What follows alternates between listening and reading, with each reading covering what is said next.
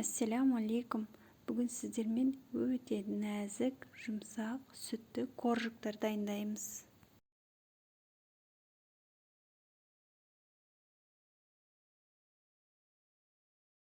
Қантқа сүтімізді құйып, қанты ерігенше қайнатамыз. Бөлме температурасында тұрған сары майымызға жұмыртқамызды салып, жақсылап араластырамыз.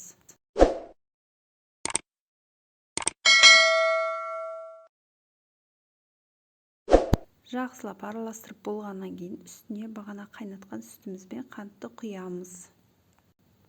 Енді жақсылап араластырып, үстіне ұнымызды салып, қамыр илейміз.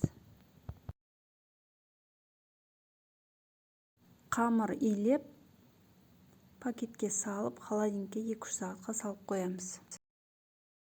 Міне қамырымыз 2-3 сағат холодильникте тұрды. Осыны алып, жайып, кез келген формамен кесіп, менде осындай формалар, осының ортаншысымен алып кесем.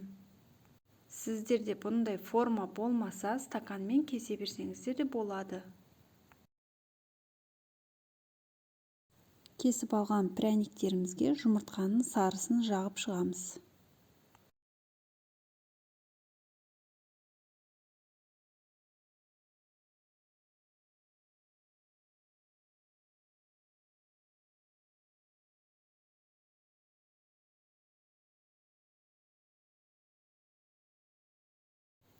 Енді шанышқының көмегімен осылай беттерін сызып шығамыз.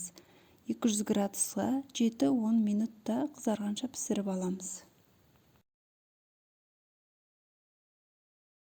Міне біздің өте жұмсақ, нәзік, сүтті коржықтарымыз дайын болды.